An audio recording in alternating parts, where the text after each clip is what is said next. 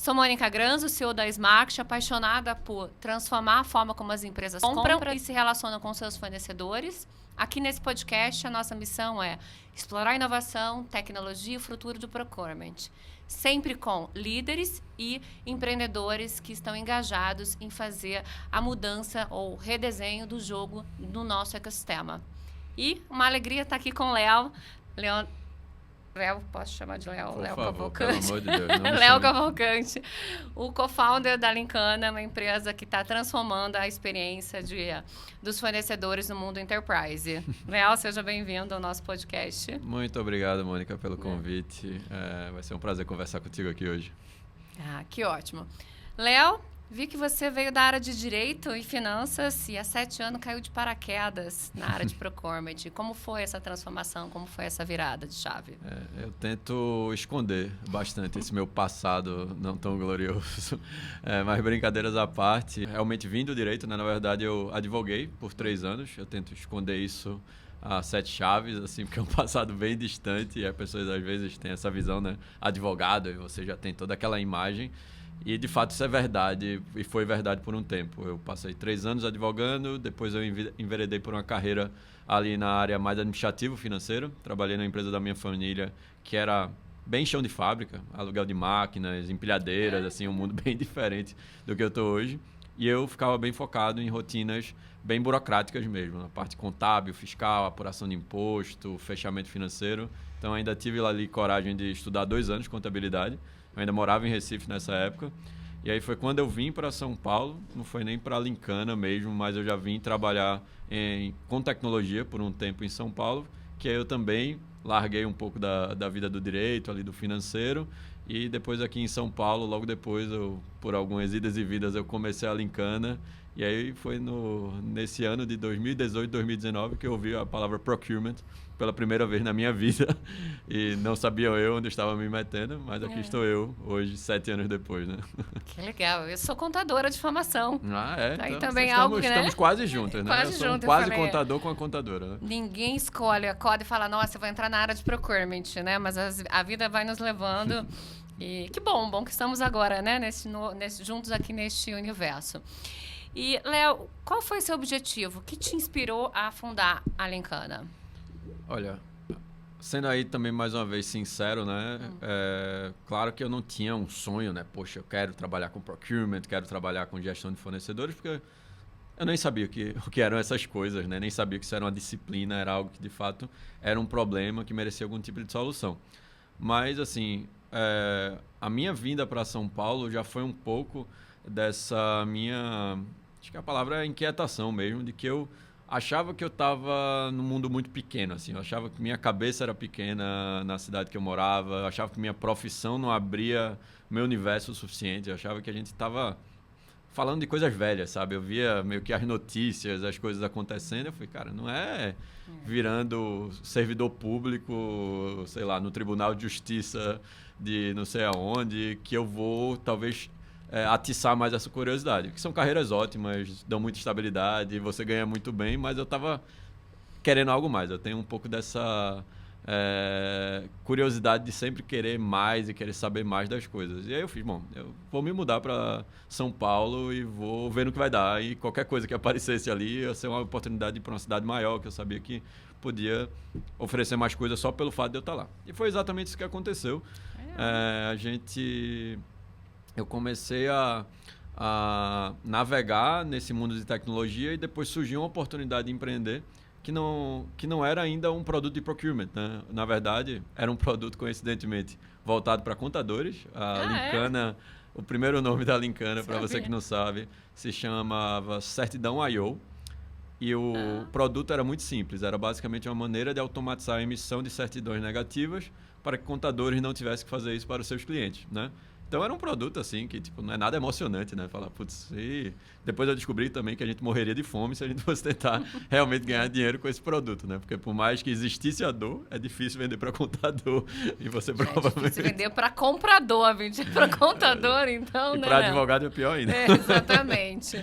Então, Mas como eu queria fazer alguma coisa, e tinham pessoas legais, né? Que foram os meninos que me convidaram à época, né? Muitos deles não estão mais já na Lincana. Estou eu e mais meu cofundador, que é o Cides, que desde lá a gente continuou a empresa. Eu vi uma oportunidade, eu vou fazer alguma coisa diferente com tecnologia, com o pessoal que sabe mexer com tecnologia. Então, vamos vender produto de certidão para contador.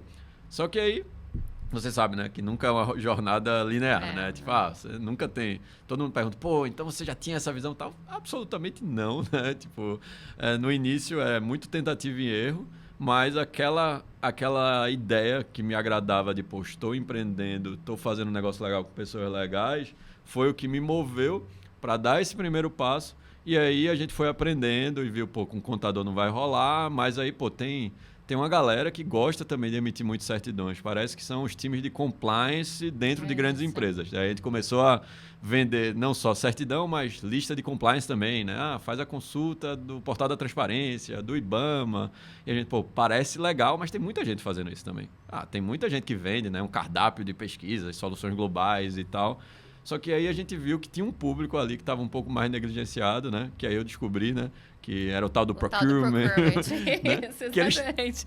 Ele existia. Ele existia, ele bebia daqueles dados, mas eles também tinham um problema de processo, né? As soluções não eram legais.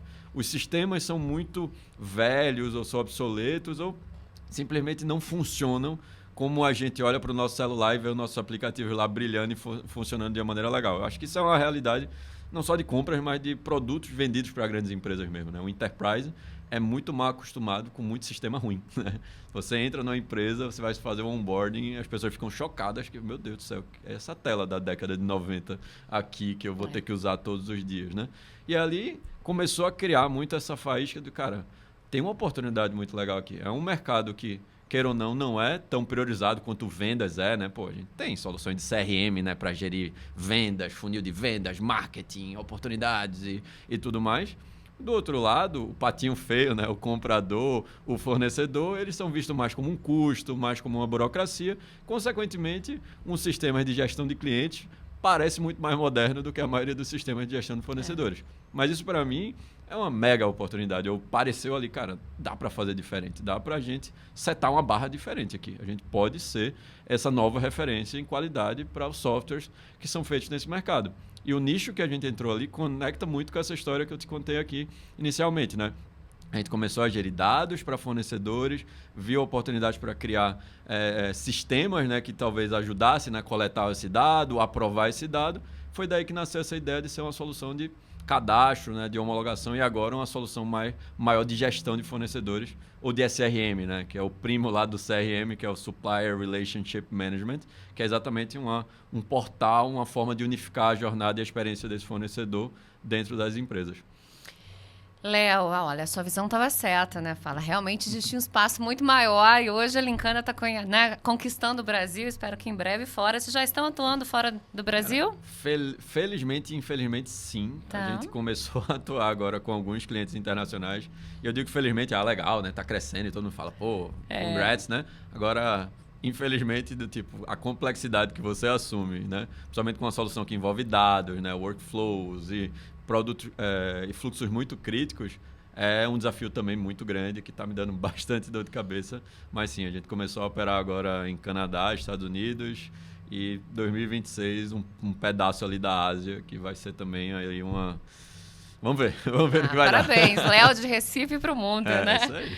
E Léo, você falou aqui um pouco, né, que os RPs, principalmente de grandes corporações, são horríveis para a gestão de fornecedor ou para o relacionamento com o fornecedor. E tento concordar contigo. E me fala, então, o que a Lincana faz de diferente? Acho que é importante a gente também dar um pouquinho de contexto, né?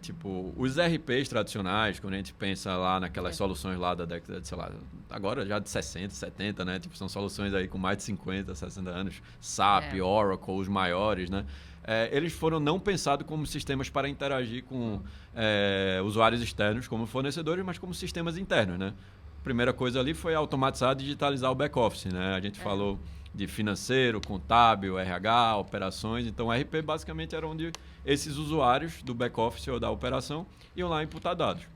já na década de 90, início dos anos 2000, ali, quando a gente viu esse movimento maior de digitalização, né, web, né, os sistemas mais digitais, foram que surgiram as soluções mais específicas, né, por back-office de compras, que entendiam, opa, eu tenho um usuário externo aqui que é uma parte muito importante desse processo, que é o fornecedor. Cadeia, né? Ele precisa receber o pedido, né? Ele precisa entrar na concorrência, ele precisa mandar os dados do cadastro. E o ERP, ele não tinha uma interface para isso, né? Você recebia isso talvez por e-mail, antigamente talvez num formulário, e aí você cadastrava esses dados você manualmente. Então as primeiras soluções, elas foram criadas para começar a fazer essa interface com o fornecedor. E daí vem a era dos Aribas, né? Das soluções de compras daqui, né? Depois, na época do SaaS, veio Culpa, veio outras soluções de mercado de prateleira. Lá fora tem várias outras que a gente não usa aqui no Brasil.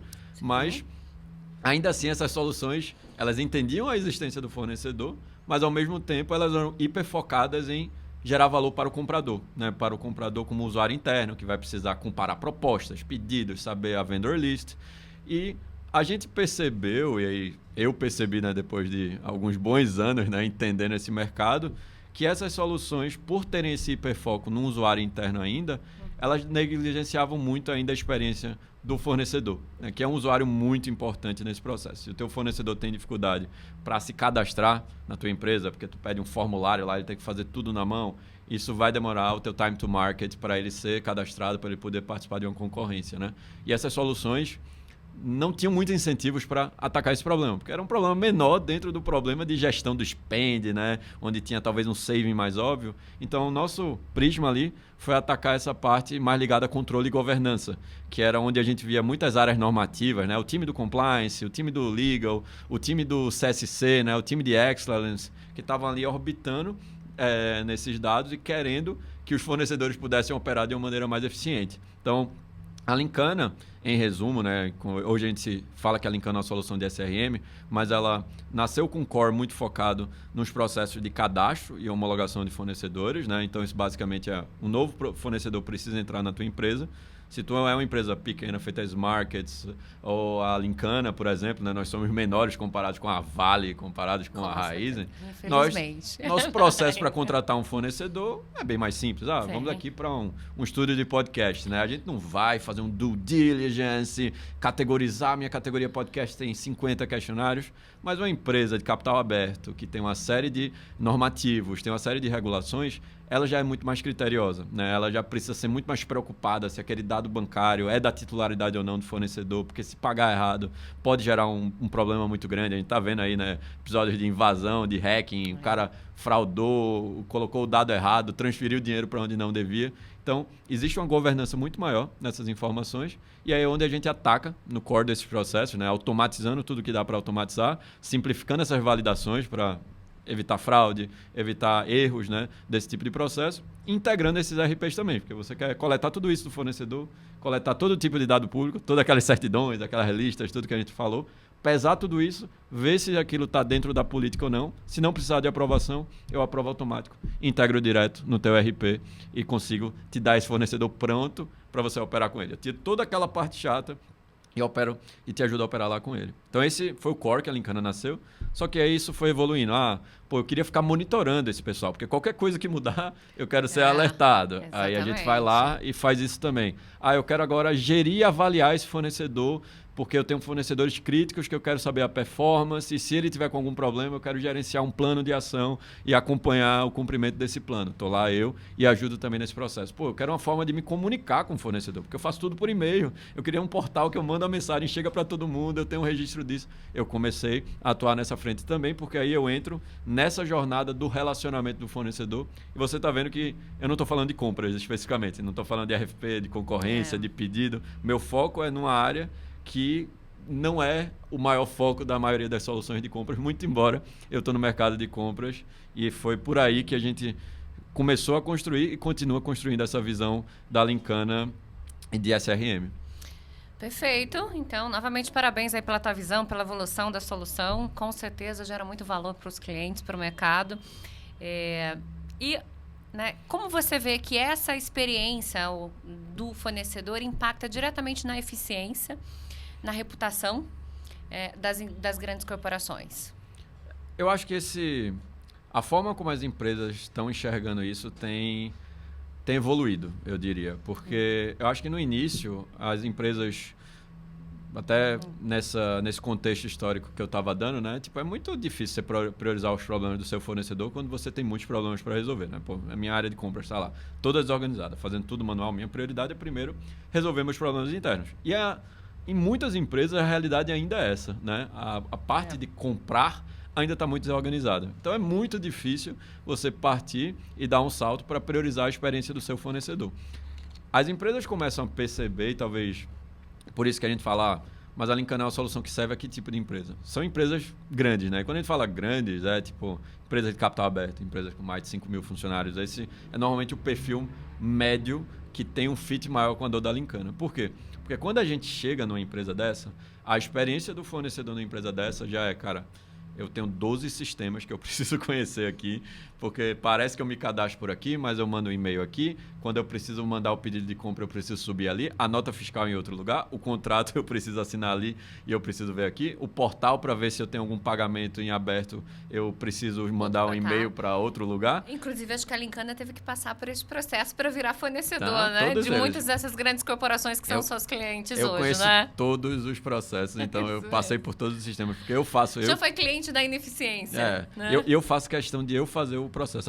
Eu falo da Via Crucis, né? Tipo, eu tenho que fazer porque é contra isso que a gente vai estar sendo comparado. Eu tenho que ser muito melhor do que isso. Eu tenho que conhecer exatamente essas dores. E aí, onde é que começa a morar o problema? É quando isso, antes, poxa, fazia tanta diferença assim, porque era, vamos fazer um cadastro. Manda uma ficha de cadastro lá, pede lá para a Mônica, contato, CNPJ, dado bancário, sei lá, hoje é Pix, né?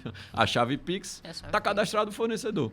Sim. Só que como a complexidade foi aumentando muito, né? A governança, o controle, os processos, o processo que foi criado acabou ele mesmo virando um gargalo para o processo de compras, né? Ele é um processo hoje que é um mal necessário, porque assim, pelo comprador, ele nem faria aquilo, mas as normativas, né, a regulação, governança, né? Todo mundo vai dizer, não dá cara, pra fugir tem que fazer. Uma grande corporação desses processos, né? Então, se você tem, só para te dar um exemplo, por exemplo, tem um cliente meu que não é nenhum processo hoje que a Linkana ataca, né? Mas ele falou, cara, tipo, onde das minhas maiores dores é que entre eu contemplar um fornecedor com um pedido de compra e eu ter esse prestador de serviço, né? E eu ter a primeira pessoa mobilizada, né? Ou seja, que pode operar dentro da minha planta e cumprindo toda a parte documental e etc., eu demoro no mínimo 45 dias. Isso é um mega problema. Como é assim? Eu contrato e eu tenho que esperar 45 dias. Então, isso é só um exemplo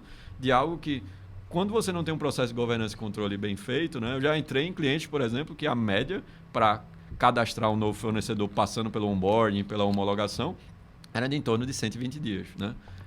E isso, obviamente, sem falar na fricção da experiência, né? Porque às vezes você até consegue fazer. Mas, cara, quanto sofrimento você causou, né? Seja para o fornecedor. E aí imagina que nem todo fornecedor é Smarkets ou a Linkana, que, pô, minimamente tem alguma versação em tecnologia.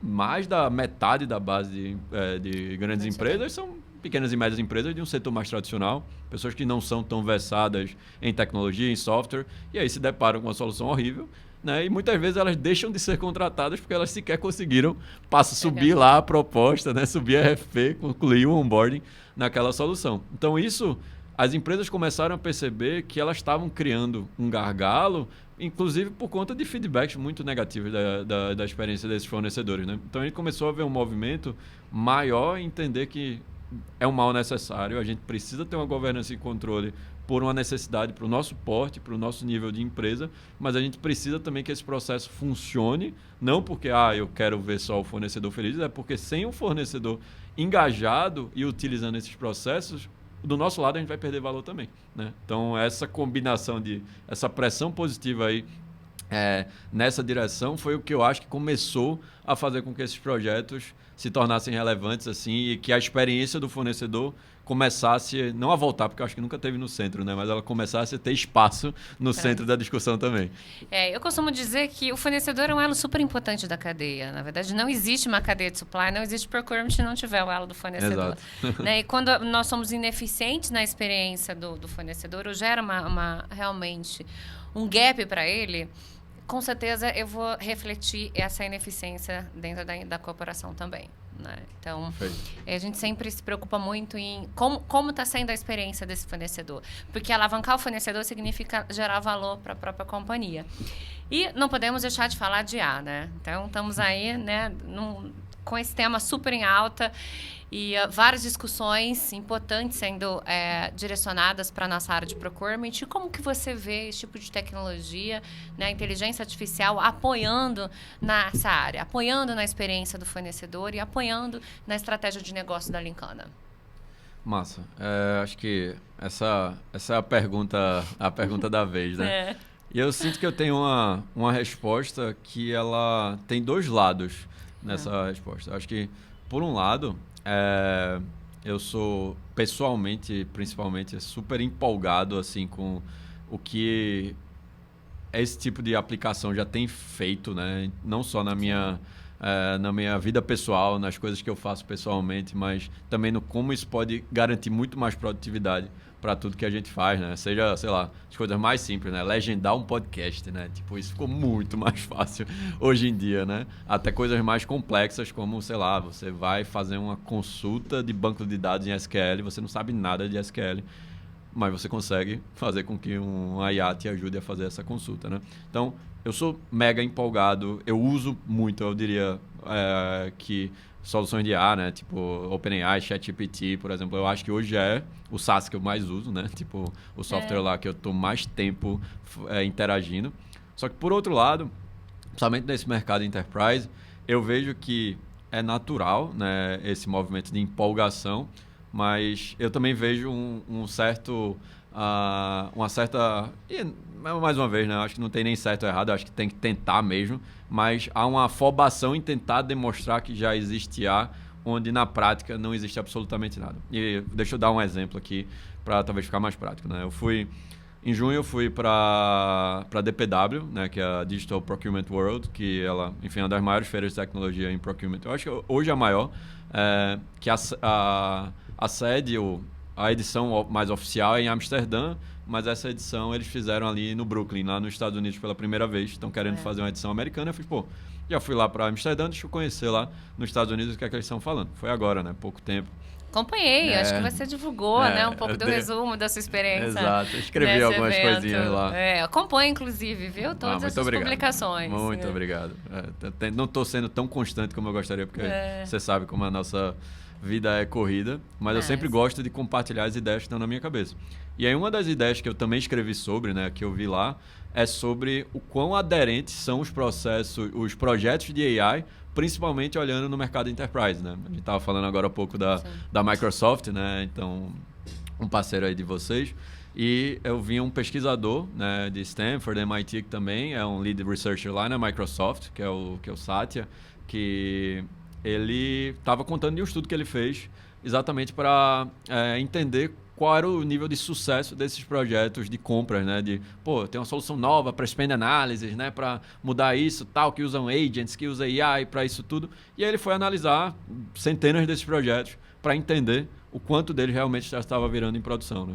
Porque a gente escuta muito, tá todo mundo usando AI, né? Nós somos os únicos, né? Que ficamos por último e a gente fica se sentindo, caramba, eu sou burro, né? Não é possível. Exatamente, preciso correr, não posso mais dormir, nem respirar, porque senão eu vou ficar para trás, né? E assim, o sentimento eu acho que tem que ser de push forward, né? Sim. Mas assim, lembrar que neste contexto hoje, mais de 98% dos projetos lançados, né, dos investimentos feitos em AI, não viraram projetos em produção desses últimos, 2 anos lá que teve de pesquisa nesses projetos.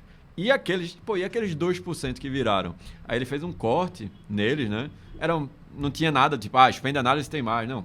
Era bem agnóstico os projetos que davam certo, mas ele viu que os que davam certo, eles tinham uma característica em comum. Eram soluções, tipo, em estágio muito inicial, que pegavam um problema hiper específico de uma empresa, tipo, eu sou uma farmacêutica que estou precisando, para essa categoria, analisar medicamentos com isso e isso. E aí, basicamente, era uma mini consultoria que embedava AI e, a partir dali, criava um produto mega customizado para aquele caso de uso. Mas toda vez que tentava se escalar, né? Falar, não, agora isso aqui vai se aplicar a todas as empresas, todas as farmacêuticas, aí que vinha o problema, que é o problema da escala, né? Todo software é bom, operando para uma pessoa, o desafio é você atender 100 mil, 10 mil com aquela mesma solução. Então aquilo foi meio que um wake-up call no sentido de, cara, não tem tanta... Grandes cases hoje não tem já grandes cases desenvolvidos ainda. E sendo humilde, tá? O Enterprise não é conhecidamente o lugar em que os primeiros grandes cases acontecem. Exatamente. Né? Tipo, a gente vê uma virada de chave muito grande, primeiro no B2C, é no aplicativo que a gente usa no celular, é no banco, é no aplicativo... Hoje no nosso dia a dia, né? No delivery. Onde está a maturidade da evolução e das... Eu acho que fala não só das tecnologias, mas das relações. A forma como a gente compra hoje é muito diferente do que a gente comprava há 5 anos atrás. Eu praticamente compro tudo através do meu celular, Exato. né? E aí essa experiência, se você perceber, ela ainda não mudou tanto assim. Eu acho que a única grande mudança, que aí agora também virou solução para tudo, foi esse chat, né? Foi o primeiro lá, o ChatGPT veio, e aí linguagem natural tal, isso foi uau, todo mundo... Só que dado que a gente ainda não entendeu ainda para esse mercado tá todo mundo tentando solucionar, né? Usando essa mesma solução. Pô, então qual é a solução? Deixa eu botar um chat aqui. E fica. Pode perguntar um negócio, pode ter uma interação no negócio. Mas será que isso vai realmente virar a chave a ponto? Pode ser legal, você pode dizer, cara, tem um AI aqui, mas é isso que de fato seria a virada de chave em AI, né? Eu, para Encana, acredito que não. Eu posso no futuro ter uma forma do meu cliente interagir, perguntar coisas e eu ter uma forma dele buscar usando linguagem natural, mas as aplicações de AI hoje que eu estou olhando, elas são hiper focadas nos casos de uso que eu resolvo. Por exemplo, uma coisa que eu tenho estudado bastante aqui é como eu garanto a assertividade e a tecnologia realmente está muito legal para um processo super crítico na parte de onboarding de fornecedores, que é a revisão de documentos. Ainda tem muita documentação que depende de algum tipo de output ou validação manual, seja de um contrato, um alvará, um balanço. E antigamente automatizar isso com OCR, aquela leitura, é um inferno e demorava muito, custava muito dinheiro. Agora, a tecnologia, de fato, com essa embedando AI nessas tecnologias mais antigas, a coisa ficou muito mais barata e ficou muito mais plug and play, vamos dizer assim. E aí eu acho isso um caso de uso, isso vai gerar muito valor. Um copiloto ali de revisão de documentos, né? Um assistente que faz esse trabalho, esse trabalho pelo meu cliente, isso vai não só agregar valor, como vai também acelerar. E aí eu falei esse exemplo especificamente para responder a tua pergunta, porque eu às vezes vejo, sabe como a afobação se transmite?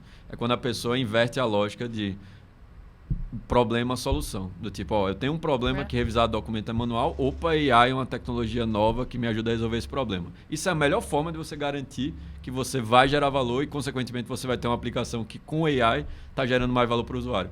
Mas eu, inclusive, escuto de muitos clientes, né? Às vezes aquela pergunta, cara, Léo, tô aqui, me diz aí o que a Lincana tá usando de AI, porque eu tô sendo cobrado de AI aqui. Eu fico pensando, cara, cobrado de AI. AI é uma tecnologia... Você quer pra quê, né? Exatamente. Qual o retorno que você quer desse tipo de investimento, né? Então, qual dor você quer tratar? Não, e às vezes eu entendo, sabe? A coisa que a gente precisa entender no Enterprise é que os interesses são muito variados, mesmo de pessoas dentro da mesma empresa, sabe? Você às vezes precisa entender que aquela pessoa, ela tem uma meta que fala que ele precisa estar usando produtos com AI, né? Esse é um dos desafios, né? Não basta só o seu produto ser bom de um sentido prático. Você também tem que, ao navegar no Enterprise, você tem que entender que você precisa também entender como aquela empresa funciona e às vezes se adequar aos processos daquela empresa, porque ele vai precisar dar respostas ali.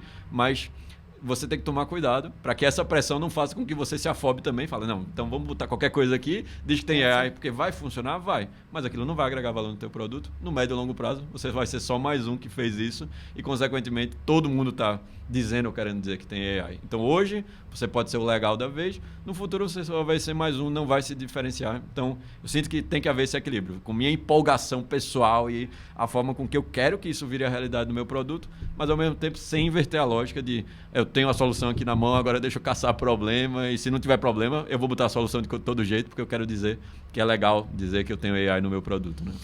Fantástico, Léo. Então, já eu acho que sai aqui uma pergunta correlacionada a esse tema. Você comentou que realmente a procura por soluções com AI vem aumentando bastante, mas qual é a barreira hoje para a empresa conseguir, de fato, colocar projetos que geram valor utilizando IA?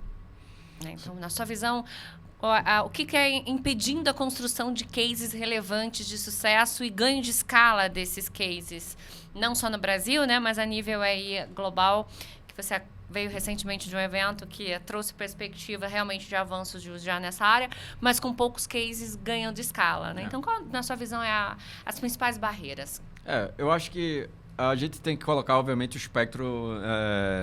segmentar esse espectro, né? Tipo, o corte que a gente faz de compras é lembrando que a gente não é reconhecidamente a área que consegue ter os primeiros breakthroughs, né? Tipo, porque não são onde estão os maiores investimentos. Se você for pegar investimentos em tecnologia para a área de compras versus, sei lá, para a área de financeiro, fintechs, por exemplo, a gente está falando de um gap absurdo, né? Então, teoricamente, vão ter mais pessoas dedicadas àquele problema com mais dinheiro e as soluções boas vão sair de lá.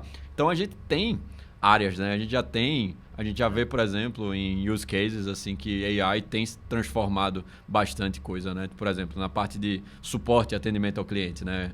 Por quê? Porque, cara, combinou muito fácil, né? É uma interface que funciona muito bem com linguagem natural com uma solução que já operava dessa forma, só que não era uma linguagem robotizada. Ou até muitas vezes era, né? Aqueles robôs mega chatos que a gente tá Exatamente, que a gente estava querendo fugir ultimamente, né? Então agora, isso eu já estou vendo até em deploys em grandes empresas também, né? Essa substituição de modelos muito ruins, né? Porque havia um encaixe mais natural e mais óbvio dentro dessas premissas, né? Outros lugares que isso está funcionando também. Desenvolvimento, né? Desenvolvimento de software, né? Principalmente, primeiro, né? Não criar código novo, super criativo, isso já jogar em produção numa aplicação complexa feita ali no X-Markets, eu não diria que é muito recomendado. Mas desenvolver tem várias etapas, né? Desde revisão de código, né? Desde sustentação, desde problemas de infra, desde criar os cards que você vai mandar, né? Documentação. Então, tudo isso hoje já é uma realidade muito grande para os times de tecnologia e de desenvolvimento, né? Mas perceba que a ordem das coisas sempre foi problemas muito claros e um encaixe de solução muito fácil de harmonizar, né? Quando você fala, cara, meu usuário nunca teve que interagir com um chat, por exemplo. Vamos falar do chat de linguagem natural. E agora, por existir essa tecnologia, eu entendo que só colocar um chat ali na aplicação, isso vai milagrosamente ser uma forma de resolver um problema. Eu acho que é o que talvez encaixe nessa tua pergunta de por que não está dando tão certo assim? Porque as pessoas estão, de fato, invertendo essa lógica. E onde os problemas são mais óbvios, né? Tipo, por isso que eu usei um problema óbvio da Lincana, né? Tipo, se o fornecedor manda documentos, alguém precisa revisar. Se está manual, provavelmente existe uma oportunidade ali disso ser automatizado. Então, eu acho que na área de compras, esses problemas óbvios, eles também vão existir. Eu lembro que na palestra, uma das palestras que eu vi lá no evento, por exemplo, era a Head de Procurement da OpenAI, falando de como era o processo de compra deles, né? E aí ela falou de alguns use cases bem legais, né? Sobre, por exemplo, como ela estava... o processo de categorização de fornecedores. Elas criaram um agente lá baseado no ChatGPT, que eles alimentavam com algumas instruções, e aí quando alguém inseria o nome da empresa, ele fazia uma busca na web, pegava, analisava aquele fornecedor e o que ele fazia contra uma matriz de categorias dele e pré-categorizava aquele fornecedor já de acordo com aquelas informações para alguém não ter que ir lá, peraí, dessas 50 categorias, esse cara faz o quê? Não. É meio que como se a gente, na Lincana, pegasse, por exemplo, eu tenho um fornecedor, tenho um CNPJ, tenho um KNAI, esse cara falou no pedido de compra o que ele faz, cara, eu tenho uma matriz de categorias da empresa, provavelmente eu consigo fazer. Já faço a taxonomia ali, né? Já organizo ele dentro da minha taxonomia, sem uma análise humana. E aí, tipo, problema óbvio, eu e você a gente consegue enxergar. Mas, por que aconteceu lá na OpenAI e não está acontecendo na empresa grande X aqui no Brasil? Aí você vai pensar do ponto de vista de incentivos, né?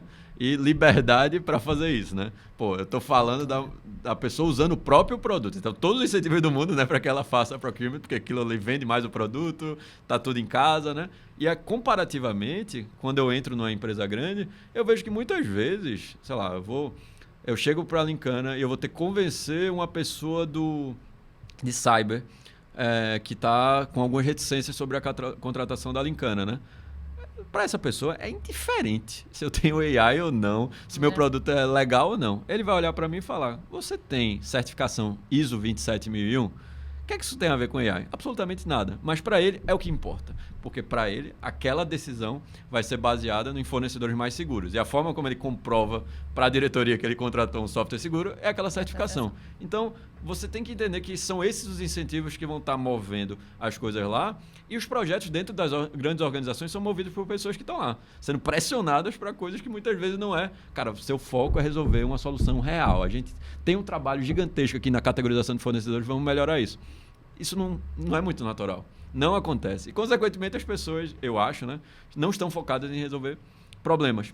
E aí, sabe o que acontece? Sabe qual é o efeito não é paradoxal, mas qual é o efeito consequencial disso? É que se essas pessoas não estão focadas em resolver problemas como deveriam, mas elas estão comprando softwares que deveriam estar resolvendo problemas, nós, vendedores de software, somos enviesados a também não resolver problemas reais. A gente vai tentando... Não construir case de sucesso, né? Porque se o objetivo não está claro para quem está comprando... eu brinco, eu estou escrevendo um artigo, como falei, eu não estou sendo consistente nas minhas escritas, mas eu tenho várias ideias não publicadas. Para mim, é a analogia do teatro, sabe? Na venda para uma empresa grande, muitas vezes você se vê num teatro em que a pessoa finge que quer resolver um problema e você finge que está resolvendo e está tudo bem, porque para todo mundo vai sair bom na história. Então, eu brinco que, cara, é como se no teatro, o teatro está acontecendo ali e eu tenho que, de certa forma, jogar aquele teatro, porque é o jogo que eu escolhi jogar, mas eu também tenho que ser o lunático que muitas vezes vai querer fazer um produto bom que ninguém pediu para fazer. Ninguém quer. Às vezes eu falo, cara, por que eu tô fazendo esse negócio aqui? Essa tela vai ficar tão mais bonita, será que alguém vai olhar para isso? Mas, no final das contas, você precisa ser fiel aos seus princípios, no sentido de que eu tô olhando para isso. Foi o que eu falei. Por que eu comecei a Linkana lá atrás? Cara, eu queria empreender, porque eu queria fazer coisas de impacto com pessoas legais. E para mim, uma coisa de impacto não é um produto gigantesco que vai fazer IPO não sei aonde. Eu não tenho essa ambição, tanto que nem tenho mais ambição de captação de investimentos, muito menos de fazer rounds e rounds. Eu estou muito mais focado em falar, cara, ser a referência em qualidade de um software, fazer o melhor software possível antes do que fazer para qualquer outra pessoa. Mas para mim, eu tenho que olhar e falar, caramba, isso aqui é top de linha. E para isso você muitas vezes vai ter que passar ali de lado aquele teatro, aquele jogo de, vamos fazer aqui, diz que tem... Você já recebeu aquela RFP que tem 50 requisitos? Muitas. E todo mundo lhe pressionando para dizer sim para tudo, né? Exatamente. E você sabendo que seu concorrente vai dizer sim, muito embora... Você sabe que ele não tem tudo. E fica todo mundo ali, joga o sim. Aí, e aquela... Ou, inclusive, tem alguns requisitos que você fala, mas não... Por quê? Não estamos entendendo. Dentro do contexto não faz sentido, né? Ou seja, não é um escopo que está bem informado mesmo assim. A gente vai lá, diz sim para tudo e sabe que depois vai ter uma série de agendas de alinhamento de expectativa, né? Porque a RFP não reflete, muitas vezes, o objetivo real, que é a dor real do cliente. E muitas vezes ele não sabe como tratar, mas ele faz o desafio de tentar fechar um escopo de uma solução do qual ele não domina também, né? Do qual ele não é proprietário da solução. Eu escrevi um artigo polêmico sobre isso, né? Porque... Inclusive, as suas provocações são ótimas. seus arquivos polêmicos. Tenho muitos, assim. Já deu muito BO, assim, o pessoal me criticando. Mas um deles é exatamente... o título é RFPs não funcionam para comprar software. Porque, basicamente, todo esse modelo de requisitos e etc., ele funciona bem pra caramba para comprar commodity. Feijão. Coisas que são facilmente comparáveis. Eu tenho feijão A, feijão B, feijão C. É muito mais fácil comparar, né, quando você tem uma coisa ali mais objetiva. Se tem uma coisa que software não é, em termos de análise, talvez com AI isso mude, né? A gente vê uma realidade ali em que esses agentes, ou a gente tem modelos comparativos mais legais, mas é muito difícil comparar software. E aí, saindo da analogia do teatro, na FP a gente entra na analogia do dilema do prisioneiro, né? Você tá lá, né? E aí você é pressionado pra caramba, né? Por um lado, para dizer sim para tudo. Então, você sabe que se você não disser, o seu concorrente vai dizer, ele vai ganhar. Então, você tá ali, né? É um jogo de inverdades, né? O prisioneiro é isso, né? Tipo, se ele me delatar e eu não delatar ele, eu vou preso sozinho. Então, é a mesma coisa, né? Tipo, se ele disser sim e eu não disser, eu vou perder a concorrência. E do outro lado, o comprador, ele tá sendo pressionado para que seja o projeto mais barato possível, no prazo mais rápido possível. Então, ele vai pressionar você para aumentar o escopo e para também reduzir o prazo. E você sabe que se você não fizer, talvez alguém esteja fazendo do seu lado, então tá ali todo mundo pressionado ali. Daí por isso, talvez, né, tem uma estatística de um estudo que fizeram, acho que foi lá no Canadá ou nos Estados Unidos, que 98% dos projetos realizados em governos ou grandes empresas, né, grandes obras, grandes projetos assim, eles estouram prazo e budget. Por quê? Porque no momento da concepção tá todo mundo conflitado lá para fazer o teatro, né? Pra tá lá, eu sou prisioneiro desse negócio, se eu não disser, alguém vai dizer, então vamos. E aí, o que é que chegou o resultado? Não resolve o problema, fica todo mundo ali. E aí, depois de alguns anos, todo mundo se pergunta, pô, por que a gente tá usando esse software tão tosco, né? Por que essa tela é tão feia? Isso é a ponta desse mega iceberg, né? De como essas relações funcionam. Então, eu acho que eu digo assim, cara, a gente está no mercado complexo, é enterprise, não tem como fugir, a gente vai ter que jogar esse jogo, mas o nosso papel é ser lunático o suficiente para achar que dá para comprimir essa complexidade. E eu tenho formas específicas de dizer como a Lincana faz isso. Eu hoje opero com mais de 200 clientes há 7 anos, então a gente tem uma operação muito robusta com empresas muito grandes. Meu time tem 22 pessoas. E eu acho isso uma isso é um força. Modelo escalável, hein? Isso é uma força para mim. Muita gente fala, cara, mas e aí quando vai crescer? O cara, se eu acertar muito, nunca esse ponto de eu preciso ser 10 vezes maior. Porque se eu preciso ser 10 vezes maior, eu estou fazendo alguma concessão no meu produto. Ele deixou de ser escalável, aquilo que a gente conversou mais cedo, né? Eu estou tendo que agregar muito serviço porque está muita coisa manual que não está funcionando. Eu estou customizando demais, né? Estou transformando cada projeto em um professional service, uma consultoria. E eu não acho que é nada disso que eu estou buscando, fazendo o que eu estou fazendo. Muitas vezes eu me questiono se isso é possível, tá? Se dá para, nesse modelo enterprise, você jogar esse jogo de querer ser eficiente, escalável e fazer um produto de qualidade, porque queira ou não, você está ali brigando. Eu acredito, Léo. Mas assim, acho que é tão legal.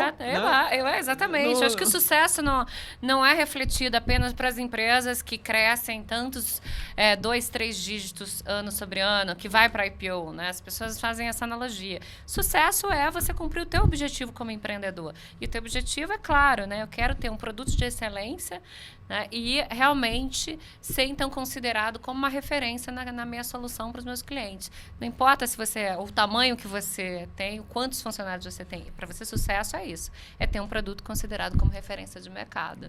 Né? Então, sim, eu acho que é possível. Então, persiste porque eu acho que o teu sucesso de estar 7 anos com 200 clientes, com uma estrutura pequena que mostra um modelo robusto de atendimento, né, com realmente a tua eficiência interna refletida para o teu cliente, é já um sinal para você que realmente é possível. Está sendo possível, né? Está dando certo. E eu vejo muita gente tem esse receio, sabe? Do tipo, por exemplo, eu tenho um concorrente meus que vão ter produtos ali análogos, né, em operações que são talvez similares, assim, em termos de tamanho, que tem, sei lá, 140 pessoas, 150 pessoas.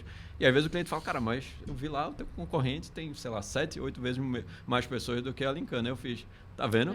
Como eu consigo... Isso, normalmente as pessoas não enxergam isso como um reflexo de, para isso poder acontecer, o meu produto tem que ser muito bom. Não tem como, você sabe disso, né? Quando a coisa explode, né? Tipo, a gente precisa de mão e de braço. Então, se está tudo explodindo, se é tudo muito desconectado ou é muito manual, isso se torna um gargalo muito grande, né? Então, eu diria que se tem uma vaidade que eu tenho, é quando me fazem essa pergunta, eu fico rindo internamente. Eu falo, cara, então, por isso que eu tô aqui. Porque eu quero ser o cara que saiu do outro lado e mostrou que dava para fazer software bom sim no Enterprise. Mas tem todo o teatro. Não importa, você tem que ser fiel às suas premissas. E eu ainda acho que no médio e longo prazo, essa tendência, ou isso se torna referência. Todo mundo, quando pega um aplicativo do celular, eu lembro...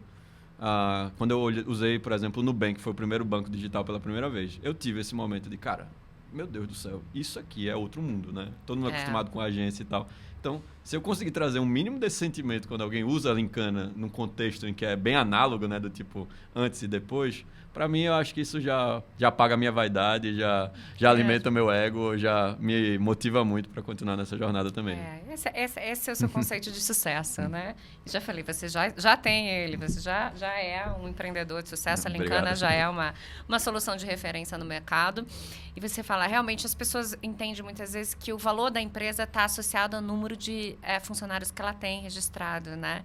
Mas não é essa relação, como você falou. Muitas empresas, que inclusive ganharam escala global, hoje têm um terço de funcionários de uma empresa de uma economia tradicional. Veja bancos, é lógico. Hoje a Nubank deve ter milhares de profissionais. Ele começou com uma empresa super eficiente no que tange a racionalidade de uso de profissionais dentro da estrutura. E pode ter hoje tem, sei lá, alguns milhares de funcionários, mas Se você comparar com um bancão, que tem 100 mil funcionários, você ainda consegue ver a diferença de empresas com valor de mercado parecidos, um centésimo da quantidade em cada um. Então, isso é uma prova que esses modelos mais eficientes, principalmente nessa era de AI que você trouxe, eles deveriam ser cada vez mais possíveis. Como é que pode? Se está tudo tão automatizado, né, por que deveria haver uma pressão tão grande para continuar contratando na mesma velocidade? Existe uma contradição aí que eu acredito que ela vai se tornar cada vez mais óbvia quando essas empresas com sucesso saírem lá do outro lado nos próximos anos. E o valor dessas empresas, né, inclusive já estão listadas muitas em bolsa, mostram que este é o caminho, né? E mostram que é uma questão da virada de cultura, que você falou, um pouco dos desafios de fazer um projeto de sucesso usando alguma tecnologia, né, seja inteligência artificial, algum outro tipo de tecnologia dentro de uma grande corporação, passa muito pelos aspectos de cultura, né? Sim. Então, acho que a cultura é uma barreira importante para a inovação dentro das grandes empresas. Mas voltando aí para o tema de inteligência artificial, Léo, como que você vê que essa tecnologia vai apoiar na mitigação de risco da cadeia de suprimentos? E muitas vezes o risco está associado na ponta dos fornecedores, né? Então, você vê que essa tecnologia vai contribuir para mitigação, monitoramento, mitigação desses riscos? Eu acredito que sim, tá? Eu acho que, mais uma vez, né? Acho que você tem que trabalhar duas frentes quando a gente fala de governança e análise de risco, né? Tem a frente do que eu preciso fazer, né? E tem a frente do que realmente mitiga riscos, né? Então, e por que isso é diferente? Eu acho que eu vou até usar de novo o exemplo de cibersegurança, né? Eu tenho um amigo que empreende nessa área e aí ele fala, eu tenho muita dificuldade de vender esse negócio, eu tenho aqui... Às vezes parece que os profissionais de cyber, eles não querem que a empresa esteja de fato mais segura. E aí eu falei para ele, cara, é porque provavelmente talvez eles não queiram mesmo. Tipo, para ele não faz diferença que você tenha uma solução que torne tudo mais seguro. Ele precisa só poder comprovar isso muitas vezes. E aí volta aquele tema, né? Do que é que parece seguro e do que é seguro. Então, por exemplo, eu opero nesses dois mercados, né? A empresa muitas vezes ela precisa cumprir normas e políticas por questões regulatórias. Então, é aquele negócio, a mulher de César não basta ser honesta, tem que parecer honesta, né? Então, as empresas, elas vivem com muitos requisitos que precisam ser trabalhados dessa forma, né? Então, eu acho que existe uma grande oportunidade de realmente... Isso hoje é uma burocracia gigantesca. As empresas perdem muito tempo só com a papelada, aquele negócio que... sei lá, no limite não vai mudar muita coisa, mas precisa ser feito, porque quando der algum problema, a gente precisa ter tudo isso muito bem historiado. Então, boa parte do que eu faço é tentar tirar tudo isso da frente, porque o que importa é o negócio, é o produto, é o serviço, é aquela venda, aquela compra, e meu papel é conseguir fazer com que esse time to market aqui aconteça da maneira mais rápida possível. AI tem um papel absurdo aqui, né? Porque aqui a gente está falando de burocracia, muitas vezes é bater um ponto, é um questionário, é uma resposta que precisa ser enviada, que precisa ser salva. Então, eu acho que aí eu já estou trabalhando, por exemplo, em N oportunidades, e a gente deu exemplos aqui, né, de como isso eu acho que vai mudar, vai ser completamente transformado nesses próximos, 2 anos. Eu não diria que é um curto prazo mesmo. E do outro lado, eu acho que a gente já vê também, né, o impacto que isso tem, eu acho, nas soluções que, de fato, elas gerenciam riscos, ou nas formas como a gente tem para gerenciar riscos de uma maneira mais real, né? Fora a política, né? Fora o checklist que a gente conhece, né? E como é que a gente poderia gerenciar esses riscos e esse impacto, né? Eu estava conversando com uma solução lá nos Estados Unidos, por exemplo, né? Que sempre se teve essas intenções, né? Ou esses desejos de se analisar mercado, variações cambiais e preços e tudo mais. E, queira ou não, você vai criando automações, robôs e etc., para analisar números que variam de bolsas, né? Notícias, mídias. Só que com AI, isso ficou muito mais fácil de fazer. A escala com que você consegue varrer toda a internet e voltar com alguma coisa, né? Que são o que esses grandes modelos entregam, é absurda. Então, forma de mapear risco geopolítico. Eu estava até num evento de premiação de fornecedores ontem de um cliente nosso, e o VP de operações falou exatamente isso. Cara, a gente estava ali na expectativa por conta do ex-tarifário lá dos Estados Unidos, a gente estava ali na expectativa da notícia, e quando saiu o release das categorias de commodities que foram liberadas ou não do tarifário, né? No caso ali, eles tinham sido liberados, a gente não descobriu quando a gente analisou aquela informação. A gente descobriu quando a gente viu as ações da nossa empresa na bolsa subindo. Por quê? Porque provavelmente algum robô já coletou aquilo ali, um agente de AI já rodou aquelas informações, já viu que subiu, aquilo ali já disparou ordens de compra, porque alguém via que aquilo era uma oportunidade da ação crescer. E aí, esse tipo de coisa, cara, a gente fazia numa velocidade X, agora vai ser 1000x, né? Uma forma de você... né? Você vê uma mídia sobre uma guerra, por exemplo, que está na Ucrânia, por exemplo, né? Poucas pessoas conseguiram se antecipar, né? A crise lá dos grãos, né? Na Ucrânia. Agora, você consegue fazer isso numa velocidade muito grande. A partir do primeiro momento já teriam pessoas, opa, a gente precisa de uma fornecedor alternativa, que a gente não pode comprar grão, isso aqui pode dar problema. E a gente, não é que a gente não tenha respostas, é porque as respostas, elas vêm de uma maneira muito lenta, né? Muitas vezes eu nem sei que eu compro de alguém alguma coisa que pode ter um impacto naquele evento, naquela crise ou naquela disrupção que está acontecendo na cadeia de fornecimento. Então, primeiro, porque eu não acesso os dados, eu não conheço minha base de dados suficiente, ou seja, minha burocracia está super desorganizada aqui do lado do preciso organizar a minha casa. E do outro, as informações que vêm de fora que vão me impactar, eu demoro muito a processar. Eu acho que é aí onde a gente vai conseguir encontrar caminhos para oferecer soluções de riscos de verdade, né? Tirando papelada da frente e também gerando valor mesmo, antecipando o problema e conseguindo mudar a forma com que a empresa compra ou fazendo ela comprar melhor. Perfeito, Léo. Você falando aí sobre o tema, eu me recordei da época da pandemia. Nós tivemos uma ruptura importante, né, da cadeia de suprimentos de produtos de prevenção, diagnóstico ao Covid. Então, só que é isso, realmente as informações chegaram em um momento que as cadeias já estavam rompendo. Sim. Né? Se tivéssemos hoje acesso a esse tipo de tecnologia, com certeza nossas áreas de procurement estariam mais preparadas. Pandemia com AI seria exatamente. Bem diferente, né? Talvez o impacto na ruptura seria diferente. E também novos fabricantes, distribuidores, naquela época surgiram, eles estariam também se preparando com antecedência, o que poderia diminuir o impacto da ruptura, né? Sim. Então, aprendendo muito aqui com você, aprendendo mais sobre também a solução da Lincana. Mas agora eu quero fazer um bate-papo sobre empreendedorismo. Eu vi que você escreve também sobre o tema. Então, quero conhecer mais a sua jornada e me conta aquilo que te marcou nessa jornada aí de 7 anos de Lincana. Boa. Ou melhor, o que mais te marcou? Porque acho que são muitos momentos que nos marcam, né? Mas a gente sempre tem aquele que é um momento especial na nossa jornada. Sim. Eu acho que eu falei por cima um pouco dessa história aqui, né? Mas eu comecei a empreender verdadeiramente na Lincana, né? Eu já tive, na época da faculdade, eu cheguei a ter é uma palavra muito forte. Eu cheguei a tentar fazer um aplicativozinho, na época lá, era para um advogado, um aplicativo para as pessoas encontrarem advogados em tribunais e órgãos públicos. Era naquela época que existia o Uber, todo mundo estava empolgado com o Uber, tudo era Uber para alguma coisa, né? É Uber para advogado, é Uber para contador. E aí eu tentei fazer o Uber para advogados e despachantes, sem entender nada do que estava fazendo. Eu acho que, teoricamente, a minha posição era produto lá. Um amigo meu que hoje até trabalha comigo, é meu sócio lá na Lincana.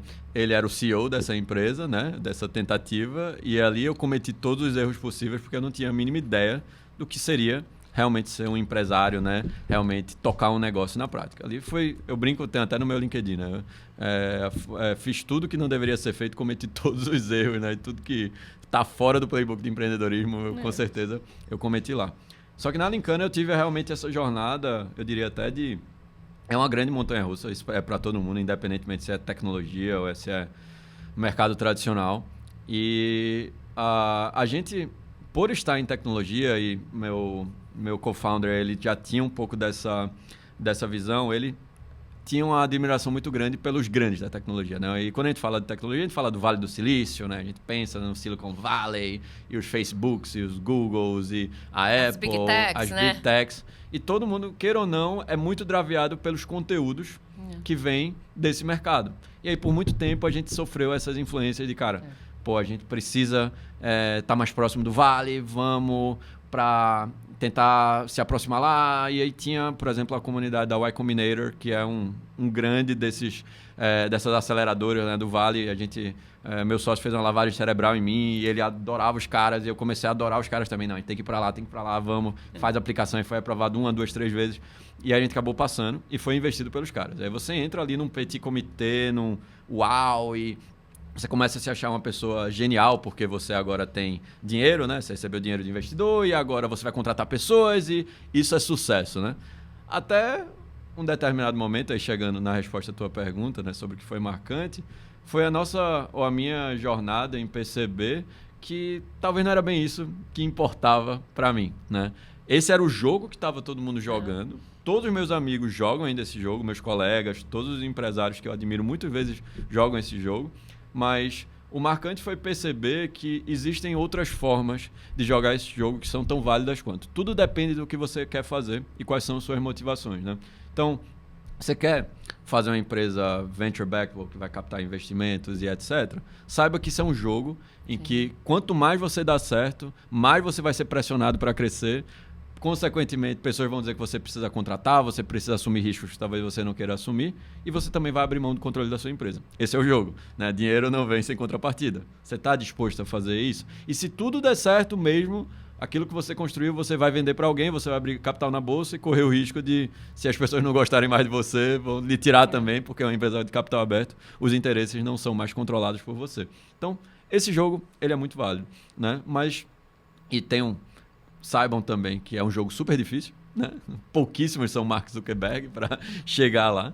E quando eu percebi, eu estou fazendo meu B2B Enterprise aqui, que a coisa é mais lenta, tem esse ciclo aqui, eu estou no Brasil, tenho bem menos benchmarks, eu falei, cara, não parece que essas duas coisas se encaixam. E aí a grande virada de chave, que eu acho que veio há 2, 3 anos, foi quando a gente se viu procurando essas influências, a gente fez, cara, será que tem outras empresas que operam assim de maneira mais eficiente, com times pequenos e independentes, e ainda assim elas têm sucesso, né? Ainda assim, eu não estou dizendo que eu quero, vou virar aqui um negocinho ali, uma banca, vou vender. Não é, eu tenho uma ambição, eu quero fazer coisas legais de impacto, mas é tudo ou nada, ou você vai tentar ser do Vale do Silício, ou você é uma pessoa sem ambição, porque parecia isso, né? Quando você fala, não estou captando investimento, o cara, você desistiu, foi? Entregou os pontos. Eu falei, não foi. E aí, uma das nossas grandes influências hoje, eu acho que dita a cultura da Lincana, por isso que é tão marcante, é uma empresa americana, ela chama 37 Signals, é um produto que a gente usa deles, que é um produto de gestão de projetos chamado Basecamp, e basicamente os dois co-founders, eles têm essa empresa há 25 anos, eles nunca captaram venture capital, a empresa fatura mais de centenas de milhões de dólares, e eles operam com um time de 50, 60 pessoas. Eu falei, cara, é isso, né? É isso que eu quero ser. Esse cara é maior do que a Monday, a Asana, que são software venture backable? Não, eles faturam mais, mas quando eu penso no que eu admiro, no que eu quero ser, por isso que eu falo, depende muito de onde você está querendo chegar, né? Você tem que entender que essas decisões vão te levar para caminhos diferentes. Então, a analogia eu escrevi até na minha newsletter, faz mais tempo ainda que eu não escrevo, mas esse podcast me inspirou, eu vou escrever, tá? Eu vou marcar você nessa aí. Porque olha aí, vou te mandar mensagem. Léo, não recebi o seu artigo, não recebi mais informações aqui, tô querendo ser provocada pelas suas provocações, né? Eu escrevi, né? Basicamente uma comparação de uma série dessas de cozinha que eu vi. Eu gosto muito do Gordon Ramsay lá, do Pesadelo na Cozinha, Hell's Kitchen. E aí, basicamente, ele é um chefe de cozinha, que é dono de um restaurante estrela Michelin, que foi convidado para fazer um jantar em Versalhes, para organizar um jantar em Versalhes na véspera da Copa do Mundo, Brasil e França, para 600 pessoas lá em 98. E aí acaba o jantar e tal, aí o cara lá, que jantar fantástico, Versalhes, né? Tudo chique, né? Tinha umas pessoas fantasiadas lá de inseto, um bicho gigante, assim. E aí chega assim no final do jantar, aí Gordon Ramsay fala, foi uma experiência divertida, nunca mais quero fazer isso aqui na minha vida, porque a qualidade da minha comida eu não consigo garantir aqui. Prefiro o meu restaurante para 20 pessoas lá na Inglaterra. E para mim a comparação é muito essa, sabe? Existem dois tipos de ambição. Existe a ambição de você ser o maior, de fazer lá e organizar o jantar em Versalhes. Existe a ambição de você ser o melhor chefe, de você organizar ali uma comida fantástica, mas para um público talvez de 20 pessoas e não as 600 pessoas de Versalhes. Então, o que marcou foi essa guinada de entender que talvez culturalmente empreender para mim é ser o cara que quer ser o Estrela Michelin. Eu não quero ser o jantar em Versalhes, ser o maior cozinheiro do mundo que cozinha para o máximo de países do mundo. O que eu quero garantir é que o que a gente faz é de qualidade e que eu respeito muito esses princípios de, qualidade para a gente significa fazer com velocidade. E fazer com velocidade significa que a gente tem que tomar decisões rápidas, então a gente tem que ser enxuto, a gente tem que ter um time muito eficiente e o nosso produto, para permitir tudo isso, precisa ser escalável. Então, eu acho que esses episódios combinados, acho que marcam hoje a forma como eu penso em empreendedorismo e a forma como eu fico tentando influenciar, porque todo mundo ao meu redor acha isso bruxaria, ou tipo, cara, de onde tu tirou esse negócio? Ninguém pensa assim, e pelo menos em tecnologia é muito assim. Talvez no mercado tradicional, a gente até vê pessoas que falam, pô, isso aí todo mundo faz, pô. O cara da pizzaria pensa exatamente dessa forma, ele quer manter as coisas pequenas e tal lá, mas no mercado de tecnologia eu vejo que as pessoas meio que se perderam nessa nuvem do Vale, e todo mundo acha que todas as premissas do Vale são aplicáveis a tudo que a gente faz. Então, depois que eu percebi isso, eu vivo muito mais em paz comigo mesmo, né? Quando eu resolvi admitir isso e falar, essa é minha briga, tá? E não vou mais ficar me incomodando de me sentir o burro ou me sentir o errado da história. E hoje, quando eu escrevo, quando eu falo as coisas, é exatamente para contar mais da nossa história, contar mais do que a gente está fazendo e também tentar trazer pessoas para o meu time que acreditam que esse tipo de empresa é um lugar legal para trabalhar. Uma empresa em que eu tenho muita autonomia, é um time super sênior, né? E que eu não vou ter a burocracia do corp, mas eu não vou ter a loucura que talvez eu não feche a próxima rodada e eu tenho que demitir metade das pessoas que eu contratei porque faltou dinheiro. Isso não vai acontecer na Lincana. Então eu vendo isso também como uma força, né? Sua decisão merece muitas estrelas. Nós, Max, também nós tomamos essa decisão. Nós fizemos uma captação e depois decidimos voltar para o Veriquiv e crescer de forma orgânica. Pelo menos é essa a nossa decisão agora. Então, super concilia com a sua visão, né? Que eu acho que a gente realmente pode chegar nos nossos objetivos sem estar no hype que todo mundo está, né? Então, ser uma empresa que, como você falou, cresce em números de dígitos todos os anos, vai para IPO, mas não necessariamente às vezes é isso que o empreendedor quer, né? Então, realmente, parabéns aí pela sua visão e pela sua coragem, principalmente, né, de reconhecer a sua essência, reconhecer o que o Léo como empreendedor, e eu tenho certeza que o time que está com você também está muito alinhado à sua visão, né? E isso requer coragem. Sim. E aí, esse bate-papo está muito, muito interessante, estou adorando, mas temos que caminhar aqui para o fim. E aí, para encerrarmos, Léo, que conselho você daria para o profissional que quer inovar, mas ele está resistindo a essa mudança? Cara, eu acho que a gente tem que ter empatia por esse profissional, principalmente dependendo do contexto onde ele está, certo? Então, eu até comparei, né? O profissional, a Head de Procurement da OpenAI, considerada genial por usar o produto da OpenAI na área de Procurement. Pô, é muito mais fácil para ela do que aquele outro profissional, né? Então, o que eu diria, independentemente do contexto, né, em que você está, você não precisa se limitar às restrições que a tua empresa se impõe para inovar na tua vida pessoal. Então, quando as pessoas falam, pô, mas a minha empresa não deixa a gente usar AI ainda, não me oferece nada, eu falo, cara, você não precisa da sua empresa para estar usando AI na sua vida pessoal, né? Você não precisa de autorização de ninguém para estar automatizando processos, para estar fazendo coisas de maneira mais eficiente, né? Não faça isso de agora, né? Eu posso dar N exemplos, né, de coisas que eu faço que hoje eu não... Até tem gente que... O do mais básico, né? Tipo, sei lá, eu vou para um lugar novo, roteiro de viagem, não tem batata. Eu ficava lá no Google, era Foursquare, não. Hoje em dia... Eu ainda continuo fazendo isso, não, viu? Olha, você vai assim ficar chocada como você vai ter roteiros de viagem bem mais fantásticos. E aí, quando você percebe Ficou lá jogando no Google, né? Melhores lugares, os hotéis... Olha, eu não tinha pensado nisso. Viu? E aí você vai ficando versado, né? Porque quando você percebe que funciona para roteiros de viagem, você começa a ter as ideias de, pô, tem algumas coisas que eu faço lá na empresa que eu acho que se eu perguntar também vai sair alguma coisa. Porque quando você não usa, né, nem na sua vida pessoal, as ideias que você vai trazer, provavelmente você só bota um chat em qualquer lugar ali e toda vez vem aquela coisa quadrada e eu vejo, pô, essa pessoa não está olhando vendo problemas e ela não está versada na solução, né? Então, eu acho que isso vale para todo mundo, para mim, para você, para a pessoa que trabalha na empresa grande, na empresa de tecnologia, para a pessoa que está querendo entrar no mercado de trabalho, né? E eu acho que quando você tem essas limitações, né, do seu meio profissional, você talvez tenha que jogar o mesmo jogo que a Lincana joga. Sim, por um lado você vai ter que, né, cumprir tabela, bater continência, usar o software ruim, né? Mas se você realmente acredita que você tem ideias legais e você consegue ser esse agente de mudança, traga isso de uma maneira propositiva, sempre não querendo inverter. Jogue o jogo de um lado, mas tente resolver problemas do outro, mostrando como esses problemas podem ser resolvidos. De maneira simples, de maneira pragmática, baixo custo, ou com, qual ROI que você vai trazer, né? Pô, vai ter retorno ou não vai? Porque para as empresas é muito isso. E, cara, se ainda assim nada disso der certo, porque, não, tento, mas é tudo não, se pergunte. Você está no lugar certo? Tipo, lembre-se que existe a opção também de não estar lá, né? Muitas vezes a gente se vê refém de uma decisão que a gente tomou, de um emprego que a gente entrou, quando muitas vezes a solução é procurar outro lugar. Eu vou lembrar da minha história. Eu não acho que a minha história teria acontecido como aconteceu se eu não tivesse tomado a decisão de vir para São Paulo. Tem um artigo de um fundo chamado NFX, que é um dos artigos assim que eu achei mais fantástico sobre decisões de vida, que é um artigo chamado Your Life is Driven by Network Effects. Sua vida é feita de efeitos de rede. A gente fala muito de efeitos de rede, né? Vocês, markets, quanto mais um cliente e tal. Só que a nossa vida também é de efeitos de rede. E quais são os efeitos de rede da nossa vida? A cidade que a gente escolhe morar, né? Há coisas que a gente não controla, né? No início da nossa vida, né? Cidade, escola, né? A universidade, né? Amigos, que vem de muito desse ambiente, né? Se você for para uma cidade completamente diferente, provavelmente sua vida também é completamente diferente. E um desses grandes efeitos de rede é o seu emprego. É o lugar que você escolheu trabalhar, porque, consequentemente, esse lugar vai ter pessoas.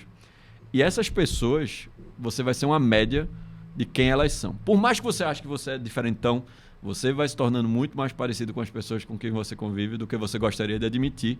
E você vai ser muito mais parecido com o seu chefe do que você gostaria de admitir. Então, se você trabalha numa empresa que seu chefe é tóxico, que ele, sei lá, trata mal as pessoas, ele sufoca a inovação, você, aos poucos, por osmose, vai ficar mais parecido com essa pessoa. Então, lembre-se disso, entendendo a importância que é estar no lugar certo, mas, óbvio, a gente sempre vai poder fazer o nosso papel de agente de mudança. E eu acho que, primeiro, encontrar essa mudança no pessoal e aí sim conseguir influenciar as pessoas é muito melhor do que ser a pessoa que fala, né, diz para todo mundo o que se deve fazer, mas se você for lá perguntar, e você conseguiu já fazer o que aqui na prática e não tiver resposta, você só vai parecer mais um ali, né, que não merece ser ouvido. Eu também reconheço que o meio muda a pessoa. Se a pessoa quer fazer um processo de mudança, talvez ela tenha que mudar o meio, né? E é de uma forma muito simples o que você falou. Eu também tenho uma jornada parecida. Eu sou do interior de São Paulo e vim para São Paulo há mais de 20 anos atrás também para conquistar um novo espaço, para mudar o meu meio. E foi, acho que a partir dessa decisão que eu conseguia chegar até onde eu estou hoje. Então, a gente realmente as decisões que nós tomamos para os meios que nós vamos, né? Então, em São Paulo não podemos deixar de reconhecer que realmente é um grande centro, né? Econômico e de oportunidades. Sim. E, Léo, então, eu queria te agradecer muito Eu que agradeço. pelo bate-papo de hoje, por você ter compartilhado a sua visão, as suas experiências. Eu acho que essa inspiração que a gente quer trazer para cá, e você me inspirou, tenho certeza que vai inspirar muitas outras pessoas que estão ouvindo esse podcast. Então, você sempre foi sua fã, admiro bastante o seu trabalho e ganhou aqui ainda mais a minha admiração. Muito legal. Obrigada, Léo. Eu que agradeço, Mônica.